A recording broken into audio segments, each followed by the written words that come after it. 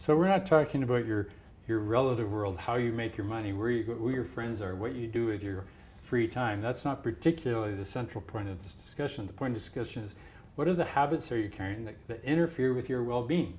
And those are the things that you have to address. And in order to address those habits, you need to see what they are. And the definition of a habit for most people, when it comes to the idea of me, is that it's unconscious. I don't know what the me habit is. And the way to see these habits is through, 1, meditating, 2, spending time with other meditators, right? Because if we're around people who are more aware, that makes us more aware, right? We're all mirrors, we're all bouncing our mirror neurons off each other. And then we go down to the deeper levels of the habits, which are really about patterns, right? I have this habit because I have a belief system, or I have an emotional pattern that makes me have this habit, right? And we just peel away the layers of the onion through meditation. I have thought habits that I don't even believe, right? But I'll be sitting in meditation and it'll come up and it'll be like, whoa, where did that come from? And how have I managed to carry that around for 40 plus years when I don't actually even believe it, right? Well, somebody in my family had it, and I either picked up the vibe when I was a little kid or somebody said it. And, you know, when you're small, you're not going to say, no, I don't think so, right? We just take that on. And then fortunately, we don't need to carry those around with us unconsciously, because once we see them, we drop them. Once we see them and realize they're not serving us, we can let them go. So insight depends on good questions. And good questions, yeah. Did you say? Yeah. And deeper insight depends on even deeper, better questions. So let's say you go to work tomorrow and your boss screams at you. So you can just say, my boss is an asshole. Well, that may be true, but it doesn't really change the fact that you're bugged and you're angry at your boss. So now you're in a bad state. So why are you in a bad state? Because your boss is in a bad state. Or why are you in a bad state? Because your boss is an asshole. Because you haven't asked a better question. You've just gone, your boss has treated you badly. Your boss yelled at you. You said, fuck off, boss, right? And now you're in a bad state and your boss is in a bad state. And thinking that our boss is an asshole is not going to change the fact that they're still our boss and we still work for them, right? And we're kind of dependent on them for our livelihood. So with that response that my boss is an asshole, I'm going to be in either greed, hatred, or delusion. So on this occasion, I'm in hatred. Anger, hatred, right? Therefore, no insight. I'm just responding. I'm a knee-jerk response to being hurt. You remember earlier I said hurt? I'm responding to being hurt by being in a hate state or negative state, and that's my reality. So what would insight do? Insight would say, well, what's going on? What's going on with my boss? Before we go there, can I? So I just want to normalize that it's very human, very normal to say, how can I change my boss, right? Or we get a little bit more reasonable and think, how can I change my situation? And the subtext is by changing my boss, right? And then if it gets really bad, we think, do I need to get a new job, right? So really, by addressing, coming at it from an insight perspective, we're just bypassing all of these more extreme measures. Like, we don't have to go there. We can change the situation by just looking at what's going on a deeper level. Back to you. So I asked the question, what's going on with my boss? I go, hey boss, what's happening? And he or she may have their thing. But if you ask deeper, or you ask something around you, oh, my boss is going through a messy divorce. And he's angry and he's taking it out on everybody around him. Well, this doesn't change the fact that your boss has treated you badly, but you have insight now into why he's behaving badly. And therefore, is there any reason for you to be hurt by his hurt? You have some insight. You have a perspective that changes how you engage or involve with that person, because his hurt doesn't trigger your hurt because of your insight. And your insight was based on asking a question below just where you kind of go automatically. Now, what we normally don't do is we don't normally ask that question because our boss called us an asshole and we get angry. And then you're angry for what, a day? And then your girlfriend comes by and you have a cup of tea and you forget about it, but then your boss is there next week. and the day. So you can't run from bad bosses. You can't run from bad relationships. You can't run from bad work situations because they're going to be coming up through your whole life. You might get a new job, you might get a better job, you might get a better relationship. But eventually, any of you in relationships? Have you found that in relationships you get into fights? Have you found when you're in fight that you're just absolutely reasonable people asking insightful questions? Is that what works for you? Is anybody in the middle of fight? Oh, that's an interesting point, dear. Yeah, excellent point. Thank you for bringing clarity to our situation. When was the last time you said that in the middle of it? Because you're responding from hurt. So what you have to transcend is hurt. And in order to transcend hurt, you have to develop insight into this thing called a me. Who is it that's being hurt? When your boss says you're an asshole, who is it that's being hurt? It's just work. Remember, I don't know, you guys old enough? Sticks and stones will break my bones, but words will never hurt me. But that's not how we are. Names will. What did I say? Words. Names will never hurt me. So this notion of a self, our favorite analogy is living in rural BC as we do, is that the self is more like a compost heap where it's always in flux. And depending on what you put in, it changes the whole mixture. And it's kind of alive and it's kind of always changing, and you kind of sometimes don't want to look too close because it's kind of weird and you're not sure what's happening in there. But it's a composite of a lot of different elements. To put it in perspective from the other side of the fence, we normally think of me, put in your name. Sanjaya. Sanjaya. No self, right? I'm single. I mean, in the sense I am one. I'm independent. I am not her and not her and not him. I am permanent. I have always been Sanjaya. Right? And in spite of all evidence to the contrary, I am going to be Sanjaya forever. Even past death, I will have some sort of soul Sanjaya, right? Which is really interesting, because if you believe in reincarnation or rebirth, then you got a real problem, because if you were Sanjaya 2 in your last lifetime and you're Sanjaya 1 now and you don't remember being Sanjaya 2, I don't know what that says about having a soul, if you believe in rebirth, which of course you should, because you're being reborn every moment. So from the other side of the equation, a single entity standing on its own, independent, right? How does that feel in a world of 7.5 billion people and a changing economy and a crashing environment? So why is the number one disease on our planet, or at least in our culture, loneliness? Right?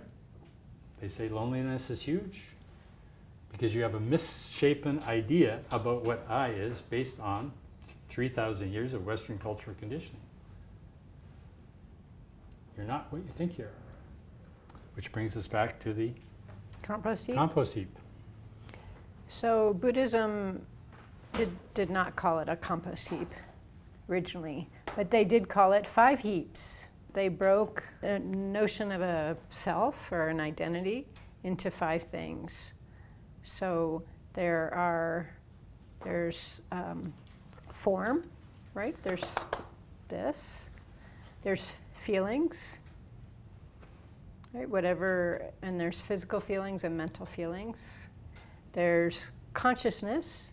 So I'm feeling clear, or I'm feeling fuzzy, or I'm feeling relaxed, or I'm feeling agitated. Those are descriptions of consciousness. There's perception, right? So there's the lights, the sense, the sensing, the perception of sense. And then there's what's inside consciousness. Content. So would that be basically thoughts? Thoughts. Would you say thoughts, emotions? Named emotions, like joy versus the versus the feeling of joy, the naming of it. I feel joyful. So these 5 heaps, they call them, or 5 piles, or 5 compost heaps, come as a unit. You get one, you get all 5. And they're always present, and this is how we measure me. So at any moment in time, you have some conglomeration of these 5 things: form, feeling, perception, consciousness, and the factors of consciousness. And together you put a label on that. Fill in your name here. And just put your name on it. Now your 5 heaps are changing all the time. Compost heap. You have this feeling in the morning, this feeling in the afternoon, this thought in the morning, this thought in the afternoon. These forms tonight, different forms in the morning. Yeah, today you're feeling kind of stomach's upset. Tomorrow your stomach is joyous. Right? It's constantly shifting, but you don't think the I changes. Now this is a really strange idea. If there's nothing to me but these 5 heaps, and these 5 heaps are constantly changing every moment of every day, why do I think that I am me, independent of those 5 heaps, standing somehow apart, like a god above the Sea of Galilee or something, going, right? This is the root psychosis of the Western mind. Is this very strong identification with a self? It's not quite so strong in other cultures, right? Asians don't have, well, we really celebrate the individual in this culture. And there's some awesome results of that, right? In Asia, they really play down individualism, and they're more about community, right? And that has some strengths and that has some downsides as well. Giving you a metaphor to maybe help with this is everybody thinks there's a car, right? Did you come in cars? Mm-hmm. Okay, you came in a car. So how did you get here, Sanjay? Drove my car. You drove my car. But there is no such thing called a car. There's Right. tires. That's form. There's fluids moving through it, like oil and stuff. We'll call that feelings. There's like computer shit going on, right?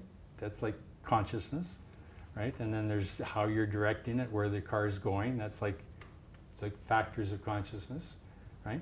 But nevertheless, we talk about the fact that there is a car. The car is actually a label. So if you apply that same metaphor back to yourself, you find that all you get when you say me is a label. You don't actually get anything other than those 5 heaps.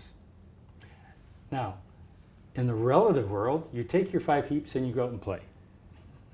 You go make money, go get married, go have kids, go get jobs, go have bad bosses, right? Whatever. But the suffering that you go through is because you've misunderstood the I when you turn that the light, or when you turn the looking insight to you go, I am suffering. Where's the suffering? Is it in the form? Feelings? Is it in the feelings? Is it in perception? Is it in the perception? And as soon as we ask ourselves that question, the suffering decreases. Because now we're not focused on the suffering. We're focused on how that suffering is functioning. So there's now space between the sense of self and this feeling of suffering. And just that space gives us relief, because we're not kind of, embodying it with 100% of our attention, right? So we introduce that space, and that interest in the phenomenon actually feels good. So that's already a kind of medicine. And you're already asking a better question. You don't say, why am I suffering? You're going, what is the nature of this suffering? Huh? And in the examination of the nature of the suffering, or the nature of the struggle, you go, oh, the reason I'm suffering the most is because the minute I start looking at these 5 heaps, I start to disappear. Car starts to disappear, and now I'm seeing linoleum. I'm seeing vinyl, I'm seeing rubber, I'm seeing metal, I'm seeing electrical wires. I'm not, right? Like all of a sudden, like a mechanic, you're no longer fixing the car, you're fixing the patterns. So too, when you start looking at the patterns of your heaps, your 5 heaps, the I tends to fall out. What happens when that I falls out? When the sense of the I starts to fall out, what is your natural response? as an ego person thinking you're an I. Freak out. You start to freak out. You think, I'm losing my mind. Or you think, I'm disappearing. Or this is really weird, I feel odd. Which is why it's hard for people to make the transformations, because they think they're going to lose their I. But you don't lose the I any more than you lose the car. If you do the wiring or the plumbing or the mechanical, the car's still there as a functional unit. You use the I as a tool to navigate through life with your heaps. But you don't believe it. It's just a tool, it's a label. It'd be like going into the shower with your clothes on. What would you think of somebody who took a shower with their clothes on? You go, they're insane. Well, life's like that.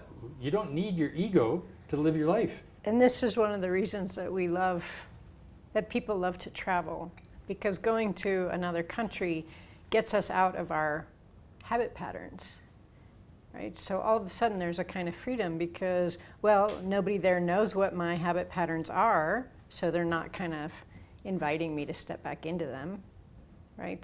Nobody's saying like, oh, Catherine's going to do what she always does, because they don't know what that is, right? So there's a kind of freedom there. And everybody else around us has totally different habits and patterns than what we're used to. So there's this kind of habit pattern-free zone that we get into when we go into international travel, and it's exhilarating, it's exciting. We've got more choices. Oh, I'm in Italy, I can pretend I'm Italian and, wear a beret and jump in a fountain or something. Things that we would never do at home. And if you've traveled a lot, you know that the patterns and the habits eventually catch up to you. And so meditation is the way to really create space between this notion of self and these things we're calling our patterns, our habits. And that is freedom. So the single most pressing pattern we face is our internal dialogue, the voice that goes on in our head from the time we get up in the morning until the time we go to bed at night. The talking's going on, right? We're talking to ourselves all day long, mostly about Me. myself. We're talking about me in some fashion or other. So it's me, and more me. Well, enough about me. What do you think about me? Right? It's like so. This internal dialogue is endless, and so we get isolated in there. We get lonely in there. We feel we kind of lose our sense of meaning or direction, because the nature of your life, the meaning of your life, from our point of view, is to wake up. It's not to be a lawyer or a doctor or anything else. It's to wake up. And once you wake up, then you can be a lawyer or a doctor or whatever. We don't care. It doesn't matter what you are once you're awake. But what are we trying to wake you up to or from? The illusion that internal dialogue that you got going on all day long is helpful, or even necessary, or productive. I had a great experience when I was a young woman. I think a boyfriend had just left me or something, and I was just really down on like, oh, guys are just terrible. Who invented guys? They're just terrible, right? Yeah. And you know how you feel after a breakup, or maybe you don't, I don't know. Anyway, so I had this thought formation going on that I don't remember exactly what it was, but let's say, guys just don't care. We'll just say it's that. So I had this pattern going in my mind that guys just don't care. And apologies, guys, I don't actually believe this, and I'm sorry that I ever felt this way. I know it's not true. But I met this guy, perfectly nice guy, whose girlfriend had just left him. And he says to me, girls just don't care. And I was like, he said whatever my thought formation was, but he switched the genders. And I was like, wait a minute, you can't say that, because the truth is, and I was confronted with the inverse of my own thought formation, and they kind of canceled each other out. It was just so obvious that neither of them was true. So this is the power of our patterns, right? If it wasn't thanks to this guy, I would have gone around and kind of just applied that label onto every man that I saw, which is obviously not a helpful thing to do, nor fair. Not fair. But since when were we ever fair? When was the last time you were really ever fair? Mostly it's about what I want, when I want it, how I want it. Okay, I'll give you that. But only if I'm getting this. So the most pressing internal dialogue we have is the importance of me. Is there anything more important in your life to you than you? Maybe There your is? kids? My kids. Your kids, yeah. That's the big change. And for motherhood, probably, or maybe even fatherhood as well. The kids. Big change from before kids to after kids, that way, right? Yeah. And that, in a sense, makes parents kind of bodhisattvas, because now, in fact, their attention tends to shift from themselves to others. But nevertheless, on a moment-to-moment basis, even though we say that our kid is the most important thing in our life, and may well, in fact, be the most important thing in our life, probably, most likely, most of the dialogue is going on in your head is still about you. How you love your kid, or what you're going to do for your kid, or your kid's up misbehaving or acting up, and you say, well, shit is acting up. You love them, yes, but it's still your internal dialogue. How can I support my kids? How can I support my kids? What can I do for my kids? But it's still your internal dialogue. And the internal dialogue isn't necessary. Most of the internal dialogue isn't necessary. Most of our suffering or struggle comes from the internal dialogue that we don't actually need. And most of that internal dialogue is based on hurt. And if I can put it in another way, most of the internal dialogue is not helpful, not constructive. There are three, in the Buddhist teaching, they're called the three conceits. How many people figure they're better than everybody else? I mean, really, truly, quietly, inside the back at the back of your head, you just figure. I mean, in moments, right? No, Nobody thinks that all the time, or no, you'd be psychotic. But if there's a fight, who's wrong? The other person. The There other you go. person, right? I'm better than. or I'm- more perceptive, or The other conceit is I'm worse than. How many people think I'm worse than? Yeah. How do you get to decide you're worse than? It's like, I'm worse than, and don't argue with me, right? So in a sense, it's conceit of better than. I'm better, worse than you are, right? And then which is a really funny one, because you can't actually call yourself worse at something than someone else, because you don't get that vote. They get to vote whether you're worse at. Anyway, and the third conceit is I'm equal to. There's no two things in the universe are equal to anything. There's no such thing as equal. There's no, women aren't equal to each other, men aren't equal. Nothing's equal to anything. Because in order for something to be equal to something, it has got to be identical to that thing, and no two things are identical. So there's no such thing as equal. Equal opportunity, maybe, right? Equal potential, but no. People have different talents, they have different abilities, they have different times in their life, they're different cycles, they're up, they're down. so in a sense, these three conceits are just an aid to helping us not get stuck in those positions, because we all have these moments where we think one of those three things, right? And basically, we're kind of putting ourselves in a corner where we get kind of stuck. And so the point of these three conceits is just to recall them and think, oh, right, here I am thinking I'm worse than someone else. Like, it's not true, and who cares, right? And then that introduces a kind of fluidity to the situation, so we can not get stuck in unhelpful positions and not stick other people in them either.